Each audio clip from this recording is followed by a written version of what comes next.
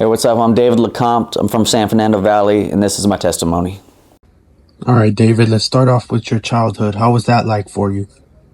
Yeah, so, I know I said I'm from San Fernando Valley. Well, I'm considered what you call a transplant because I wasn't born in the valley. I was actually born in Long Beach, California.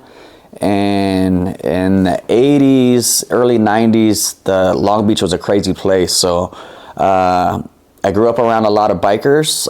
My uncle used to ride for a certain motorcycle club. And then his son, who was like a brother to me, he started, as we got older, he started getting more involved with gangs. And him being my older cousin, kind of idolized him a little bit. So I wanted to walk in his shoes. But just being in that lifestyle, there was always drugs around, there was always alcohol around, there was always parties going on. I remember being like 5 years old and me and my cousin swiping drinks. Once the adults got a little buzz on, they weren't paying attention. Well, they were never paying attention to what we were doing, but we'd swipe drinks, you know what I mean? And we knew that felt good. And then, that evolved into smoking weed. They'd give us the weed because at that time, they thought it would be funny, like, oh, give the kid a shot, give the kid a joint, let him go, have fun. But that started me out thinking like I like to escape from the situation I was in. We were pretty poor. We were like the only white kids in the neighborhood. So any chance to escape the reality I was in, I was gonna take it. And that started out with alcohol and weed. Fast forward to like my preteen years, I was already doing coke, hallucinogens. I figured I like this drug, let's try the next one. Till eventually when I was like 15, I had a full-blown meth addiction and pretty much told my mom I'm not living here anymore. I got this from here on out. Just kind of went out on the streets to do it on my own. And that's what my early childhood was like. It was just being in a lot of wrong places with the wrong people and looking up to the wrong things. So even before I was 16 out on the streets, there was a lot of problems besides just the drugs. My mom, I got to give her all the credit in the world. Like, it's hard for a single mom, and you don't really understand that till you have kids of your own. But a single mom trying to raise a man without a male role model in the picture, it's a hard thing for a woman to do. And especially when that 12-year-old is a problem child, just like wants to be in the streets, wants to do all the things he's not supposed to be doing. So, she had sent me to my aunts for a little while, and they were supposed to straighten me out. But I was smoking meth with my aunt. The first time I smoked meth was with her, and I was supposed to be getting straightened out.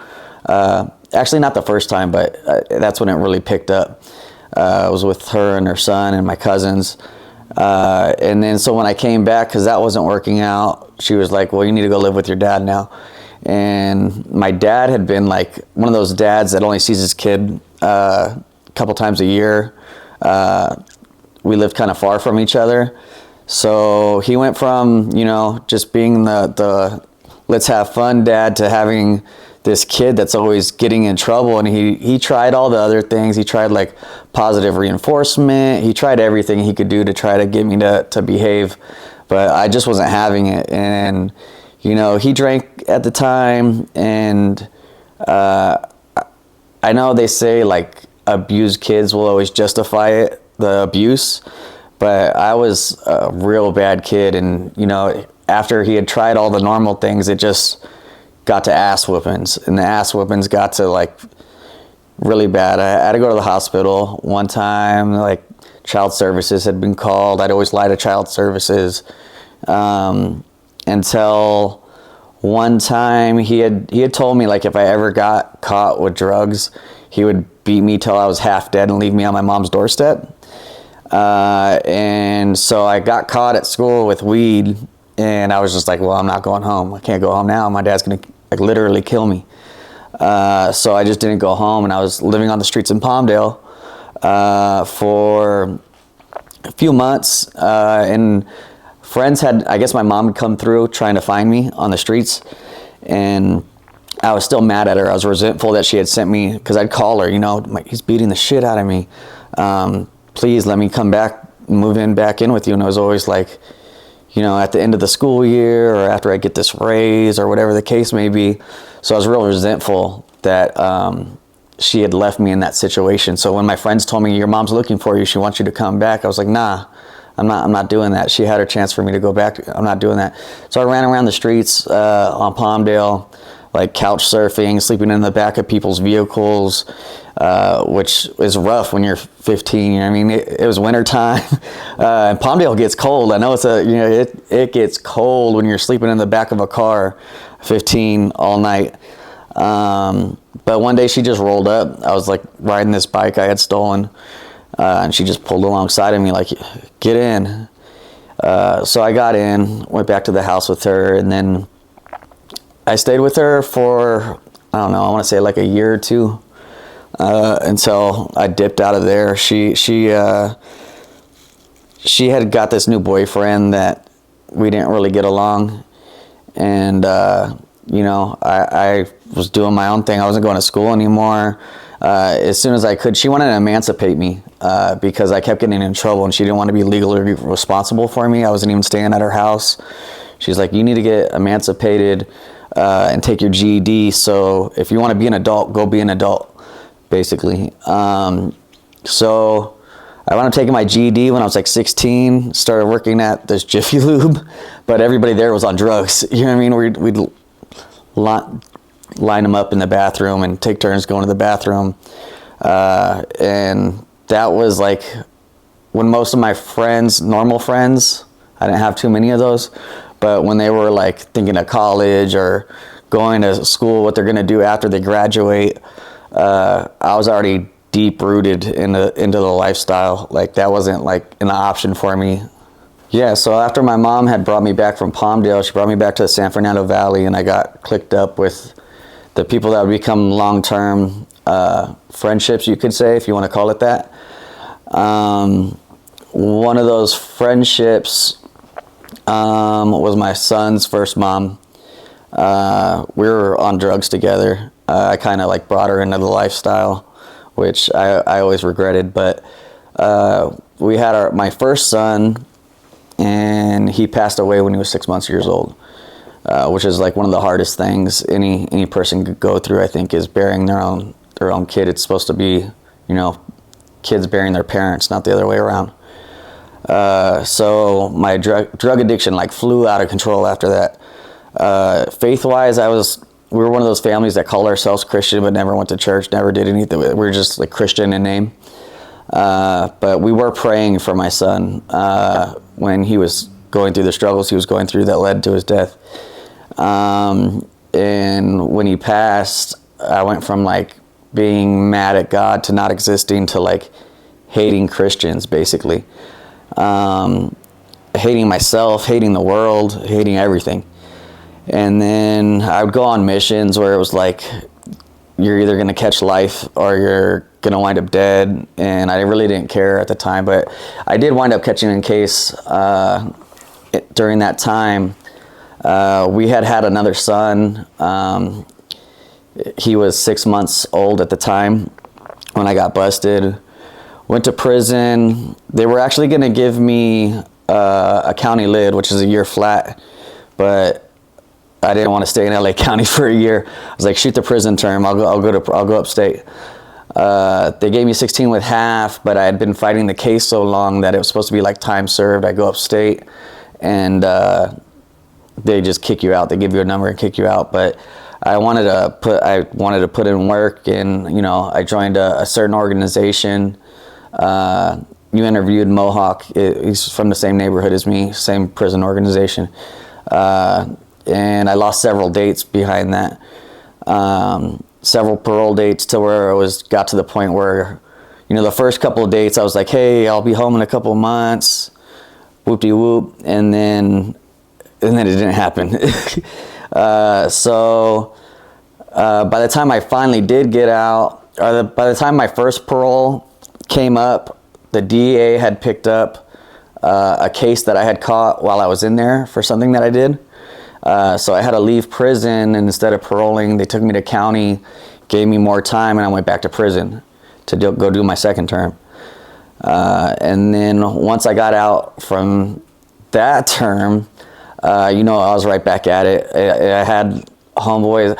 The thing about like friends, or the kind of friends I had is, within the first 4 hours of getting out, people are dropping off bags like, here, that'll help you get on your feet, go sell that.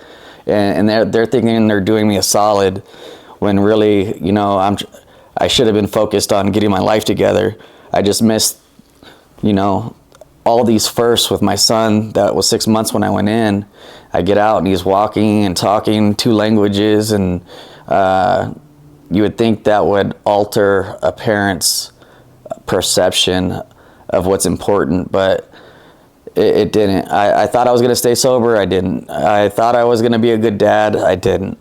All these things, as addicts and alcoholics, people in that lifestyle, you draw all these lines in the sand, like, I'm never going to do this, and then you find yourself on the other side of that line somehow. Yeah, so my first time I went to prison, like I said, I'd already been to jail so many times. I don't even know how many times I'd been to county before that, but my first prison term came off the back of the last time I was in court. Before that, the judge told me, the next time you're in my courtroom, you're going to prison, no matter what it is. And so the next time I was in his courtroom was, the charge was armed robbery, but it wasn't what you think it is. I was literally stealing diapers for my son. He was like 6 months at the time. He needed diapers, but because I had a weapon on me, they were like, nah, we're gonna up the charge to armed robbery. Yeah, so after I had paroled, it was like right back to it. My son, his mom was off doing whatever she was doing. I was back to it. And then I had met another girl who, she was kind of new to the game. She actually was my weed dealer when I first got out of prison. And then she tried meth for the first time, running around the same circles I was running around. And she was like, I'm going to sell meth. And I kind of was like, all right, well, if you're going to do it, I'm going to show you how to do it right. So we were like on this Bonnie and Clyde thing for a good run. You know what I mean? By good run, I mean like a few years. That's like the longest period of time in my life where I hadn't gotten busted and gone back to prison or jail. And the whole time I was telling her, like, this doesn't last forever. Like, one day the cops are at your door and the whole thing's done. And that day came. We had just had my daughter, who was 6 months old, and it was like a flashback of when my son was 6 months old and I was going to do my first prison term. But this time the police are walking away with my daughter, and that was like another one of those lines I was talking about, where I always said, well, I'll always take care of my kids, even though I wasn't really taking care of my kids because I was a drug addict. But in my obscure mind, I thought I was doing something because I had never had my kids taken, like all my other friends that I'd seen had their kids go through the system or being raised by their grandparents. So I see the cops walk away with my daughter. They had raided the house for sales. They had me and my girlfriend at the time. She's my wife now, but they cuffed us both up. By this time, I had been on drugs for like 20 years. You know what I mean? Just running and gunning, involved in the whole prison life, the whole gang life, everything that comes with the lifestyle. And I remember them throwing us in the back of the cop car and me just having a feeling like I'm done. Like, it was the first time I really had a feeling like I'm done doing this. And I told her in the back of the cop car, like, hey, either we're gonna get our lives together, or we're not gonna work out as a couple, because I'm not going back to all this. And I don't think it could have been just a druggie talking. She might have been like, okay, but I sincerely meant it. And then I had to go to a county jail. They were trying to give me 5 more years in prison, which was the low term, so at least five more years. And I had to call my son. That was 6 months when I first did my first prison term. He's like 9 now. well, at the time of the story, he's like 9 years old. I had to call him on the phone and be like, they're trying to give me another 5. Daddy messed up. I'm gonna be going away for a while. And he was like, it's okay, Daddy. I'll always love you. I'll love you while you're in there. I'll still love you when you get out. And it broke my heart. It broke me. I went to my bed. I remember throwing a blanket over my head and just crying, bro. And somebody came through with a Bible and a book called Purpose Driven Life, which is an amazing book. If you haven't read it, it's real popular in the church community and the prison community. But it's a solid book. Not as good as the Bible, but it's good. So they put those books in my hand. They're like, I think you need this. And, I started praying to God right then and there, like, God, if you could take this mess that I've made my life and do anything with it, it's all yours. Because doing everything on my own self-will for all these years has only gotten me in this vicious circle, in and out of prison, in and out of drugs, everything that comes with it, and I'm done. But thank God for God's exchange rate, right? It's like you can't rent a car and total it and bring it back like, here, I'll take a new one. But with God, you can bring him whatever you have, and if it's the size of a mustard seed, he'll work with it, So I told him, like, I'll obey you. I'll pursue you. I'm gonna rock with you no matter what. Because what are my alternatives? Going back to it, I don't want to be 50 years old one day, like the veteranos I see in my neighborhood, still gang banging and still. It's sad. Like when you get older, when you're young, you kind of idolize it. You're like, oh, the big homie. He knows what's going on. This guy's all tipped up. And then as you get older, you're like, man, this guy never grew up. So as I grew up, I started to realize that. And, by the time I had to go to court, I was doing prayer calls all the time. I was deep in the Bible. I was deep in that other book. And they put you in this room every time right before you see the judge. You go see your lawyer, and then they'll tell you what's going on. Then they'll put you in this room right before you go into the courthouse. And I'd been in that particular room literally more times than I could tell you. My wife used to always tease me, like, you don't even know how many times you've been to jail. And I'd be like, oh, I don't know what to tell you. They put me in this room, and always in that room, I'd pray, God, get me out of this, and I'll be good. You know what I mean? I've learned my lesson. You can let me out now. But it wasn't even that kind of prayer when I got in there. It was, I'm going to do your will no matter what it looks like.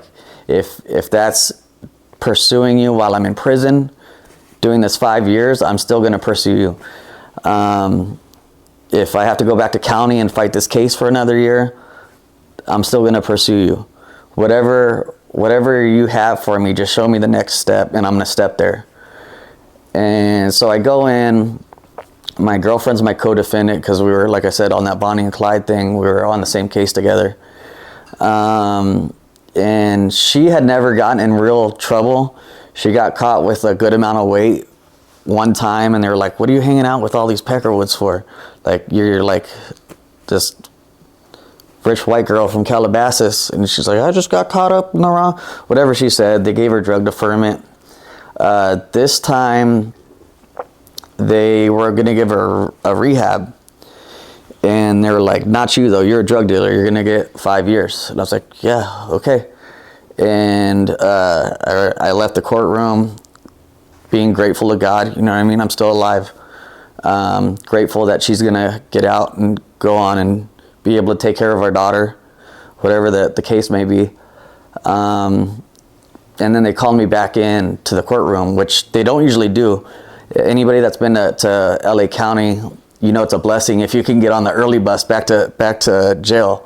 If you see the judge early enough, you can catch the first bus back. If not, you're stuck there. So I was like, oh, that's cool. I'll catch the early bus back to county. But the early bus left, and they called me back into the courtroom, and they were like, nah, we're going to give you a rehab, which is mind-blowing because the sentences always get worse. They never get easier. The longer your record gets, the longer your sentences get. So that was the first blessing I was able to recognize in my life. And I say the first I was able to recognize, because there were so many. Once I got sober and I was able to look back, hindsight was 2020. Oh, God was with me in that situation. He was with me there. I should have died there. And like, I'm well aware that the date on my tombstone could have been the same date as that date. You know what I mean? It could have been my sobriety date, could have been the date on my tombstone. All these dates that he was with me, I'm able to recognize it now, but that was the first time I was like, that was all God that got me out. So unlike all those other times when I got out of jail and thanks God, boom, back to the streets, I was like, all right, what's next? Show me what I'm supposed to do now. So what is your life like on the other side of that lifestyle you used to live?